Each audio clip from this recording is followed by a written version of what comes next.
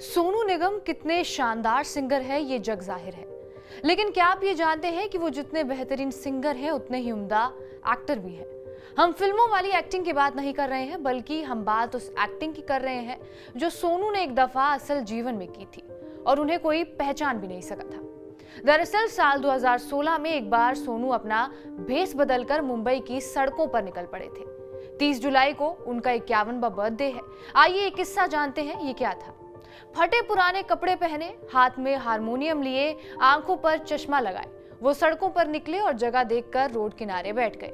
अपनी सुरीली आवाज से वो गाना गाने लगे और हारमोनियम बजाने लगे। अब उन्होंने अपना भेस इस तरह बदला था कि कोई पहचान ही नहीं पा रहा था कि वो सोनू निगम है। हालांकि उनकी कला देखकर लोग उन तक खींचे चले आए थे। अगर कोई उस रास्ते से गुजर रहा था तो एक पल के लिए ठहरकर उनका गाना जरूर सुनता था। रास्ते में ठेले पर सामान बेचने वाला भी ठहरकर उन्हें देख रहा था। इसी बीच वहां लोगों की भीड़ जमा हो गई। लोग अपने मोबाइल फोन से उनके वीडियोज रिकॉर्ड कर रहे थे। तभी वहां कुछ ऐसा हुआ जिसने सोनू का दिल जीत लिया था। सोनू ने कहा था, वो मेरी जिंदगी का सबसे शानदार एक्सपीरियंस है।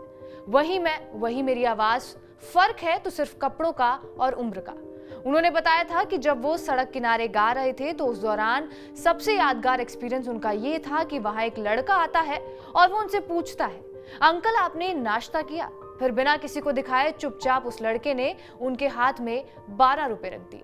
सोनू ने बताया था कि उस दौरान उन्हें ऐसा महसूस हुआ कि जैसे उन्होंने लाखों रुपए कमा लिए हो। उसके बाद उन्होंने अपने ऑफिस में काम करने वाले शख्स को यह कहा था कि उस 12 रुपए को फ्रेम करवाकर ऑफिस में लगा दे। बताया जाता है कि वो पैसे फ्रेम करके आज भी उनके ऑफिस में टंगे हुए हैं। बहरहाल किस्सों की तो बात होती रहेगी, लेकिन ये सिंगर अक्सर विवादों में भी रहा है और जब भी सोनू निगम से जुड़े विवादों पर बात की जाती है तो दिव्या खोसला के साथ हुई जुबानी जंग जरूर याद आती है।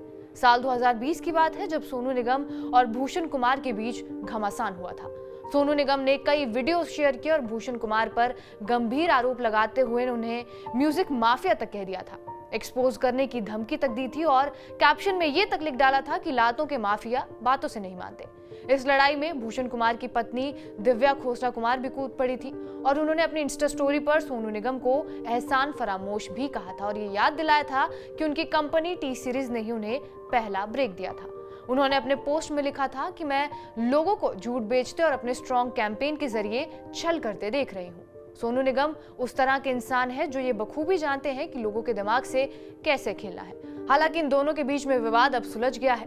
अब आगे सोनू निगम के करियर की बात करें तो काफी छोटी उम्र से उन्होंने गाना गाना शुरू किया था, लेकिन उन्होंने बॉलीवुड फिल्म के लिए पहली बार साल 1995 में गाया था। उन्होंने बेवफा सनम फिल्म से डेब्यू किया था। अच्छा सिला दिया समेत उन्होंने इस पिक्चर के लिए कई गाने गाए थे जिन्हें काफी पसंद भी किया गया था। अच्छा सिला दिया गाना सुपरहिट रहा था। इसके अलावा मेरे यार की शादी है, दीवाना है ये मन, कल हो ना हो, तुमसे मिलके दिल का उनके कुछ पॉपुलर गाने हैं। सिंकी के अलावा सोनू एक्टिंग में भी अपना हाथ आजमा चुके हैं। साल 2002 में आई फिल्म जानी दुश्मन एक अनोखी कहानी में उन्होंने एक खास रोल अदा किया है।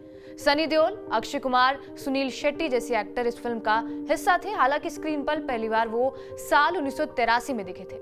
तकदीर के नाम पे भी एक फिल्म आई थी जिसमें उन्होंने शत्रुघ्न सिन्हा के बचपन का रोल प्ले किया था।